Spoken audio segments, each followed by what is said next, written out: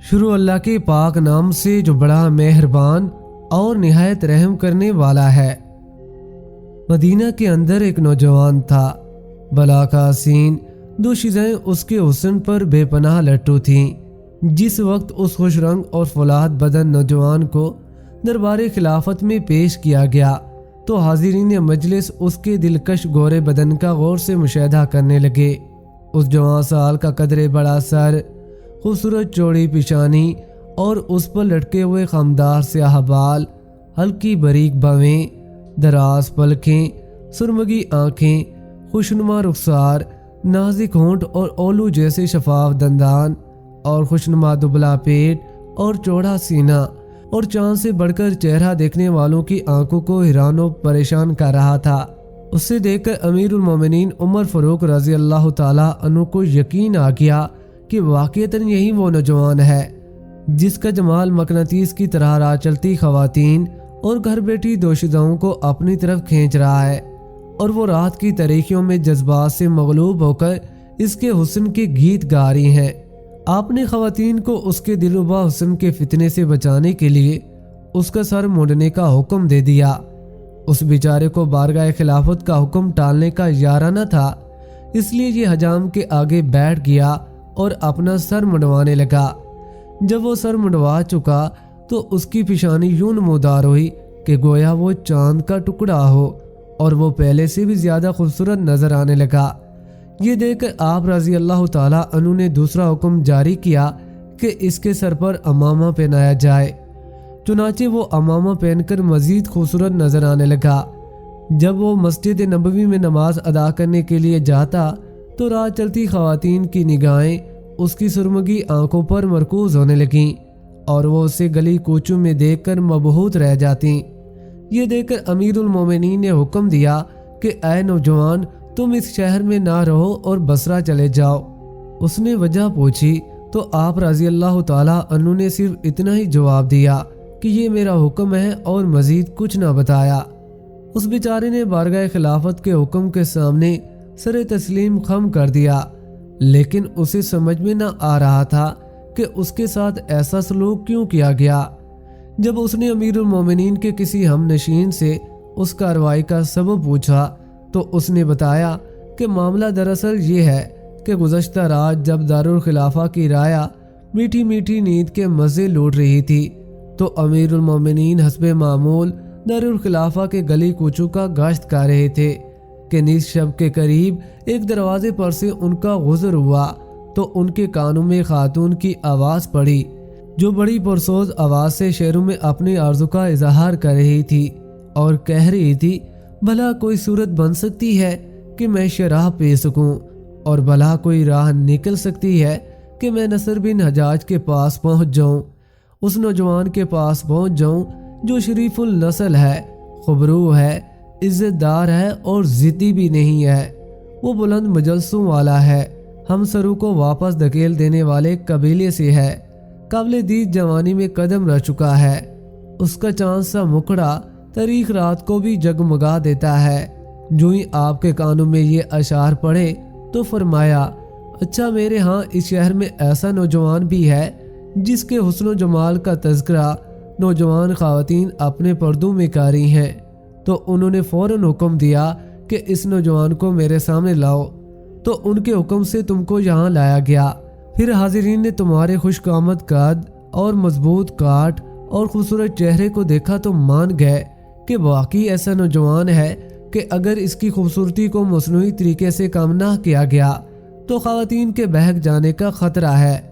چنانچہ انہوں نے اپنے خیال میں تمہاری خوبصورتی کم کرنی چاہی تو تم پہلے سے بھی بڑھ کر زیادہ خوبصورت نظر آنے لگے، اور انہیں احساس رپورٹیں ملنے لگی اور وہ سوچنے لگے کہ اگر اس پاکیزہ دل نوجوان کو یہاں رہنے دیا گیا تو یہ کسی دن کسی کے تیرے نگاہ کا شکار ہو جائے گا۔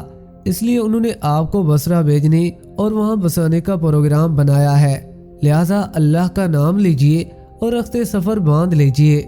امیر المومنین آپ کو بصرہ بھیجنے کا ارادہ کر چکے ہیں اور وہ اس ارادے سے ٹلنے والے نہیں۔ حضرت حجاج سلمی کا یہ خوبصورت اور حسین و شکیل بیٹا نصر بن حجاج اپنی بیوہ ماں کا بڑا خدمتگار اور اس کی آنکھوں کا تارا تھا۔ یہ جب کبھی اس کی نگاہوں سے اوجھل ہو جاتا، اس کی آنکھوں میں جہاں اندھیرا ہو جاتا تھا اور کھانا پینا بھول جاتی اور اس کے متعلق معموم خطرات میں گر جاتی، اور جو ہی یہ اس کے سامنے آ جاتا اس کے لیے جہاں روشن ہو جاتا۔ اسے مدینہ چھوڑ کر بصرہ میں جا کر بسنا گوارا تو نہ تھا، لیکن امیر المومنین کے حکم کے سامنے کسی کو دم مارنے کی مجال نہ تھی۔ اس بیچارے نے اپنا دل مضبوط کر کے امیر المومنین سے پوچھا بھی کہ امیر المومنین، میرے خوبصورت ہونے اور خواتین کے میری طرف دیکھنے میں میرے کسی طرح کے قول و فعل کا دخل ہو تو بتائیے۔ لیکن آپ رضی اللہ تعالیٰ عنہ نے کوئی جواب نہ دیا اور فرمایا، اے نوجوان، یہ میرا انتظامی حکم ہے جو پکا ہے۔ امیر المومنین نے بصرہ کے گورنر کو اسے بصرہ میں گھر مہیا کرنے کا حکم دے دیا تھا۔ چنانچہ اس نوجوان نے اپنی پیاری والدہ کو اللہ اور پھر اپنے بھائیوں کے سپرد کیا اور خود اونٹ پر سوار ہو کر طویل و عریض صحرا اور بلند و بالا پہاڑوں کے دروں کو عبور کرنے لگا، اور کئی دنوں کی صحبت سفر برداشت کرنے کے بعد بصرہ پہنچ گیا۔ ادھر جب اس شادی شدہ خاتون کو امیر المومنین کے اس اقدام کا علم ہوا تو وہ اپنے انجام سے ڈر گئی کہ کہیں اب میری باری نہ آ جائے، تو اس نے چپکے سے یہ اشعار لکھ کر کسی کے ہاتھوں آپ کی طرف بھجوا دیے۔ اس امیر المومنین سے گزارش کر دیجئے جس کے ناگہانی غصے کے تصور سے بدن پر کبکبی طاری ہو جاتی ہے کہ میرا شراب نوشی یا نصر بن نجار سلمی سے کوئی واسطہ نہیں۔ عمر فاروق رضی اللہ تعالیٰ عنہ سے معافی مانگتی ہوں اور انہیں بتانا چاہتی ہوں کہ مجھے نصر بن حجاج اور شراب کے بدلے تازہ دودھ اور نیچے دیکھنے والی آنکھ میں اثر ہے، اس لیے مجھے شراب پینے اور نصر بن حجاج کے پاس جانے کی کوئی ضرورت نہیں۔ میرے عشق کو دوزخ کے خوف نے لگام دے رکھی ہے، اور اب وہ اس لگام پر مطمئن اور پرسکون ہو گیا ہے۔ جس امنگ اور آرزو کو پورا کرنے کا اہتمام نہ کیا گیا ہو اسے جرم قرار نہیں دیا جا سکتا، اور پھر لوگ اپنی تمنوں میں سچے بھی ہوتے ہیں اور سیاہ کار بھی۔ لہٰذا آپ غیر یقینی بات کو یقینی بات کا درجہ نہ دیں، کیونکہ گناہ کی معافی مانگنے والے کی راہ ہی صحیح راہ ہے۔ جب امیر المومنین نے یہ اشعار ملاحظہ کیے تو رو دیے اور فرمایا، سب تعریفوں کے لائق اللہ مالک الملک کی ذات ہے، جس کے خوف نے اس خاتون کو ناجائز طریقے سے اپنے نفس کی خواہش پوری کرنے سے روک رکھا ہے۔ نصر بن حجاج سلمی کے بصرہ میں رہائش پذیر ہونے کے بعد اس کی والدہ اس کی جدائی کے غم میں نڈھال ہو گئی، کیونکہ اس کے عطا شہار بیٹے نے اسے ضروریات زندگی سے مالا مال کر رکھا تھا، اور اپنے والد حجاج کی وفات کے بعد اسے کسی چیز کی کمی نہ آنے دی تھی۔ اب اسے کمی تھی تو صرف اپنے لختے جگر کے دیدار کی کمی تھی، جو کسی جرم کے بغیر ہی مدینہ بدر کر دیا گیا تھا۔ وہ بڑھاپے میں مدینہ منورہ کو چھوڑنا بھی نہیں چاہتی تھی، اور نہ ہی اس میں بیٹے کو بازور بازو واپس لانے کی ہمت تھی۔ البتہ ایک دن اس نے جرأت کر کے امیر المومنین کو مسجد جاتے ہوئے راستے میں جا لیا اور کہا، امیر المومنین، میں روز قیامت اللہ کے سامنے دو زانو ہو کر آپ کے ساتھ جھگڑوں گی۔ آپ تو اپنے عاصم اور عبداللہ کے درمیان سوتے ہیں، جبکہ میرے اور میرے نور نظر کے درمیان وسیع و عریض سے راہ اور سنگلاہ کوہستان موجود ہے۔ امیر المومنین نے فرمایا، اے نصر بن حجاج کی ماں، نوجوان پردہ نشین خواتین اپنے پردوں میں عاصم اور عبداللہ کے گیت نہیں گاتی، جبکہ انہوں نے تیرے صاحبزادے کے حسن و جمال کے گیت اپنے پردوں میں بھی گانے شروع کر دیے ہیں۔ یہ سن کر وہ بڑی خاتون صبر کے گھونٹ پیتی ہوئی واپس مڑ گئی، اور امیر المومنین نماز پڑھنے میں مشغول ہو گئے۔ اس عرصے میں نصر بن حجاج سلمی کو اپنی بڑی والدہ اور مدینہ منورہ کے ساتھیوں کی یاد ستانے لگی۔ چنانچہ اس نے امیر المومنین سے مدینہ منورہ میں حاضری کی اجازت طلب کرنے کا پروگرام بنایا اور اپنی درخواست کو اشعار کی صورت میں لکھنا شروع کر دیا۔ اتفاق سے ان دنوں حضرت عتبہ بن غزوان امیر المومنین کا کوئی پیغام لے کر بصرہ تشریف لے آئے، اور وہ اپنا کام مکمل کر کے واپس مدینہ روانہ ہونے لگے تو ان کے منادی نے آواز لگائی، جو کوئی مدینہ ڈاک بھیجنا چاہے وہ جلد از جلد اپنی ڈاک ہمارے حوالے کر دے۔ نصر بن حجاج نے اس موقع کو غنیمت جان کر اپنی درخواست لفافے میں بند کر کے ان کے حوالے کر دی۔ چند دنوں بعد وہ ڈاک مدینہ منورہ پہنچ گئی۔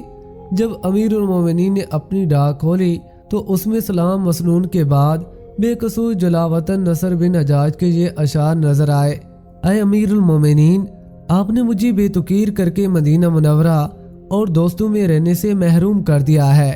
ایسا کرنا آپ کے لیے جائز نہ تھا۔ میرے متعلق آپ کا تصور محض گمانی ہے۔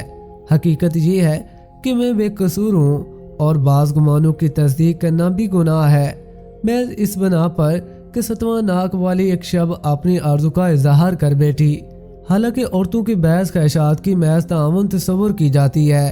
آپ نے میرے متعلق ایسی بات متصور کر لی جس کے بعد میں کسی مجلس میں بات کرنے کے قابل نہ رہا اور میں بغیر کسی تہمت کے جلاوطن کر دیا گیا، حالانکہ میرا حرمین میں قیام ہوا کرتا تھا اور مجھے میرا مرتبہ و مقام اس آرزو کی تکمیل کرنے سے روکتا ہے۔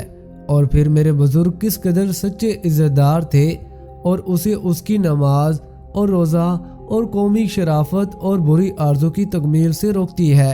ہماری یہ دونوں حالتیں ہماری کسی طرح کے ممکنہ ارتکاب گناہ میں حائل ہیں، تو کیا آپ مجھے لوٹنے کی اجازت دیتے ہیں؟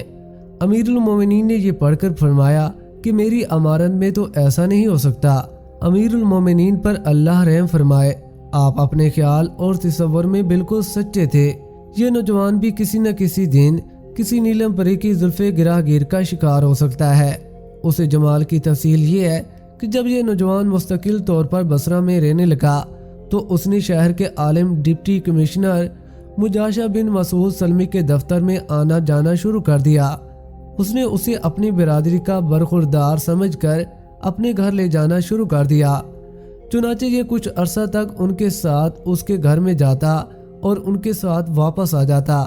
اسی دوران ان کی بیوی جو اپنے دور کی خوبصورت عورت تھی، اس خوبصورت نوجوان پر نظر رکھنے لگی اور اس پر انتہا درجے کی نوازشیں کرنے لگی، جس کی وجہ سے اس کا دل بھی پگھل گیا اور اس نے اسے زبان سے کچھ کہنے کی بجائے زمین پر لکھ دیا کہ مجھے تو اسے اس قدر محبت ہے، اگر وہ تیرے اوپر ہو تو وہ تجھ پر سایہ فگن ہو، اگر نیچے ہو تجھے ہتھیلیوں پر اٹھا لے۔ یہ تحریر پڑھ کر نوجوان خاتون بے ساختہ پکار اٹھی کہ میں بھی اللہ کی قسم۔ نوجوان خاتون کے الفاظ اس کے شوہر نے سن لیے تو اس نے اس سے پوچھا، تیرے کہنے کا کیا مطلب؟ اس نے کہا، نصر نے ہماری اٹھنی کو دیکھ کر اشارتاً کہا ہے کہ یہ اٹھنی کس قدر خوبصورت ہے۔ حجاشے نے کہا کہ تیرا یہ کہنا کہ یہ اس بات کا جواب نہیں ہے، مجھے سچ بتا کہ تو نے ایسا کیوں کہا؟ اس نے کہا، سچ پوچھتے ہو تو وہ یہ ہے کہ اس نے کہا تمہارا گھر کتنا خوبصورت ہے۔ مجاشے نے کہا، یہ بات غلط ہے، تیرا کلام دراصل کسی بات کا جواب ہے، تو مجھے جان بوجھ کر وہ بات نہیں بتا رہی۔ اسی دوران اس کی نگاہ زمین پر لکھی ہوئی عبارت پر پڑی تو اس کے دل میں خیال آیا کہ شاید میری بیوی کے الفاظ اس تحریر کا جواب ہی ہوں۔ اس نے اس تحریر پر ایک بڑا سا مٹی کا برتن الٹا کر کے رکھوا دیا اور نصر کے جانے کے بعد اسے اپنے سیکرٹری سے پڑھایا تو پتہ چل گیا کہ اس کی بیوی کا کلام دراصل اسی بات کا جواب ہے۔ جب نصر بن حجاج کو اپنے اس معاملے کی افشا ہونے کا علم ہوا تو مارے شرم کے زمین پر گڑ گیا اور اسے اپنی اس حرکت پر اتنا افسوس ہوا کہ اسے بستر سے اٹھنے کا یارہ نہ رہا اور لاغر ہو کر چوزے ہو گیا۔ جب مجاشع بن مسعود کو اس کی حالت کا پتہ چلا تو اس نے اپنی بیوی سے کہا کہ اب جا اور میرے بیمار برخوردار کو اپنے سینے کے سہارے بٹھا کر اپنے ہاتھ سے کھانا کھلا، شاید کہ اسی طرح اس کی حالت بحال ہو جائے۔ اس کی بیوی نے یہ مطالبہ پورا کرنے سے جواب دے دیا، لیکن مجاشع بن مسعود بطور شوہر ہونے کے بھی اس بات کا اصرار کیا تو وہ مان گئی اور اسے کھانا کھلا کر واپس آ گئی۔ بعد ازاں مجاشع نے حضرت ابو موسیٰ اشعری گورنر کوفہ سے اس بات کا تذکرہ کیا تو انہوں نے کہا بس اسی وجہ سے امیر المومنین نے اسے مدینہ منورہ سے بصرہ بھجوا دیا تھا۔